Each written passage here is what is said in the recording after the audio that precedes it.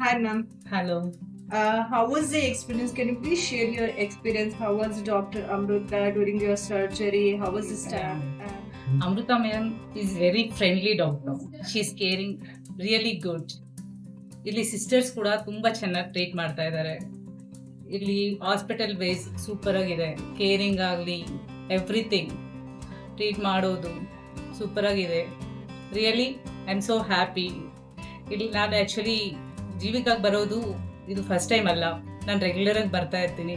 నమ్మమ్మ అమృత madam బాగా చూస్తుంది, బాగా గమనిస్తుంది, కేర్ తీసుకుంటుంది, బాగా మనం పిల్లలకి ఎట్లా చూసుకుంటుంది. మీరు వచ్చి చూపించకండి అందరూను.